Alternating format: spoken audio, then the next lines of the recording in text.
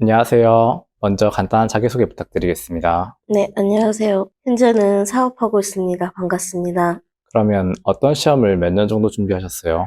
횟수로 5년 정도 기술직 공무원 준비했고, 공부를 안 한 기간과 미진했던 기간이 섞여 있어서 실제로 열심히 한 기간은 얼마 안 돼요. 그럼 그 시험 준비는 왜 시작하게 되셨어요? 대학 졸업하고 대표 자격증만 따졌었는데 딱히 하고 싶은 건 없었어요. 그리고 전공 쪽 살리고 싶어서 기술직 공무원 준비했고, 티오는 적은데 행정법, 행정학 안 해도 되고 자격증 가산점도 있고요. 또 지금은 전혀 아닌데 저 공부할 때는 전공 과목 2개를 고득점 받으면 영어 망쳐도 되는 시기였어요. 그래서 영어 안 해도 되는 그 유혹이 컸던 것 같아요.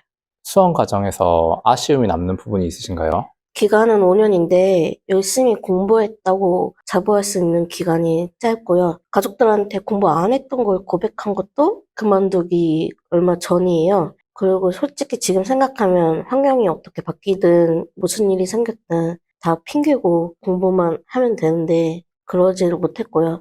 그만두자마자는 만약 한 해라도 인생을 걸고 열심히 공부했다면 어땠을까 생각을 했었는데 진로를 정한 지금은 워낙 공부머리와 간절함이 없었고 만약 이 마인드라면 평생 합격하지 못하지 않았을까라는 생각이 들어서 지금은 전혀 아쉽지 않아요. 그럼 수험 과정 중에서 건강이나 금전이나 인간관계 문제는 없으셨나요? 네, 인간관계는 혼자 공부해서 별다른 문제가 없었고 주변에서 기다려주셨어요. 그리고 금전적으로는 용돈 받는 백수라는 약간 죄책감? 그런 게 있고 책을 개정판 안 사도 되면 굳이 안 사거나 나온 지 좀 됐으면 중고로 샀어요. 그리고 특히나 건강 문제는 공황장애로 건뒀기 때문에 제일 컸고 시험 건뒀을 때 신체적, 정신적 질병을 많이 갖고 있었어요. 그럼 당시에 시험을 그만두기로 결정한 이유가 어떻게 되시나요? 주변에서 제 공황장애에 대해서 조언해 주시는 말들이 안타까움에 하시는 건 알겠지만 저의 증상은 더 심해졌어요. 근데 당시 월세를 내주시던 지인분이 약간 T 성향이 있으셔서 제일 나중에 말씀드렸거든요. 근데 생각보다 잔소리 대신에 조언을 해줬어요. 그때 공부 그만두고 돈을 벌 수 있는 체력부터 만들어라. 너가 건강해지고 스스로 돈을 벌어야 내가 월세 내주는 게 더 의미가 있을 것 같아 라고 하셔서 그만두게 됐습니다. 그럼 시험을 그만두는 거는 어떤 기준으로 결정하면 좋다고 생각하세요? 몇 살까지 응시한다는 기한을 두는 게 중요할 것 같습니다. 그 나이가 지나면 깔끔하게 그만두는 용기가 제일 힘들면서 꼭 필요한 것 같아요. 저한테는 언젠간 되겠지. 나는 공무원밖에 길이 없고 소심한 내가 어디 가겠어 하는 마인드가 독이었고요. 특히나 인터뷰 준비하면서 오랜만에 응시 현황, 경쟁률, 합격선 봤는데 공부가 많이 힘들어졌더라고요. 이럴 때일수록 선택을 잘 하셔야 될 것 같습니다. 그러면 시험을 그만두면서 괴롭고 힘든 마음은 어떻게 이겨내셨나요? 당장은 공부를 안 해도 된다는 게 신나면서도 진로가 없는 게 너무 막막했어요. 그래서 우선 지인이 내주던 월세를 스스로 벌자 했고, 스스로 돈을 벌면서 공항이 좀 좋아졌어요. 알바하면서 미뤘던 병원들도 가고, 처음으로 절 돌아보고 보살피고, 스스로를 공부하는 시간을 가졌어요. 사실 시험을 건뒀을 때의 불안감과 사업을 시작했을 때의 불안감이 비슷해요. 그때 도움이 됐던 게 첫 번째로 부정적 마음을 있는 대로 막 쓰고 그걸 억지로라도 긍정적으로 바꿔 썼어요. 그러면 내가 이걸 불안해했다고 하면서 제 인생에서 큰 문제가 아니었다는 걸 깨닫게 됐고요. 두 번째로 사소한 거에 감사하려고 했어요.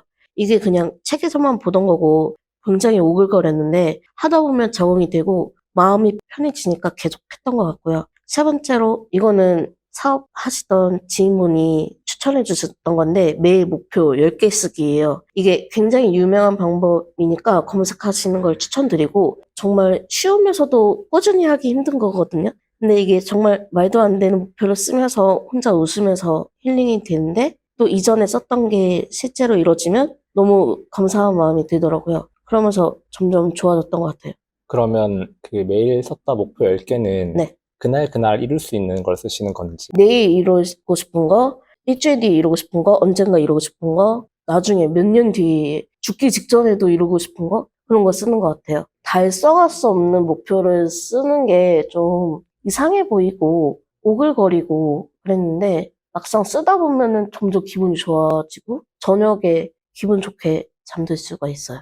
그러면 시험을 그만두고는 어떤 일을 하게 되셨어요? 앞서 말했듯이 1순위로 당시 지인이 내주고 있는 월세를 모으기로 했어요. 그때 정신건강과 발목에 염자가 있어서 밖을 돌아다닐 수는 없는 상태였어요. 그래서 혼자 온라인 알바를 닥치는 대로 했고, 보통은 건당으로 급여를 줘서 처음에는 시급 2,000원 정도로도 했다가 빨라지면 쓰리잡까지도 했고요. 단기 알바들이 쌓이면서 장기 알바 채용이 되고 텅텅 비었던 이력서가 점점 길어지면서 자존감이 높아졌어요. 근데 사실 지금 코로나가 풀리면서 온라인 알바들이 많이 없으니까 이 점을 참고만 부탁드리고 저는 4개월 뒤부터는 월세를 전액 벌었고 어느 해에 사업을 시작했어요. 그 사업은 어떻게 시작하기로 결정하셨어요? 사업은 원래 처음에 지인이 추천을 해줬어요. 당시에 관심 있는 분야 쪽 알바를 하고 있었고 이쪽은 생각이 없어서 거절했어요. 근데 그 알바 근로비를 못 받게 되면서 혼자 자책하고 며칠 공황이 심해졌어요. 근데 그때는 뭐라 못하고 뒤늦게 혼자 힘들어하는 나에 대한 미움? 그리고 사장님에 대한 분노? 등등 여러 감정들을 못 모르고 지인한테 나 그거 시작할래 라고 말했고 점점 하면서 이게 사업이라는 거구나 알게 됐던 것 같아요.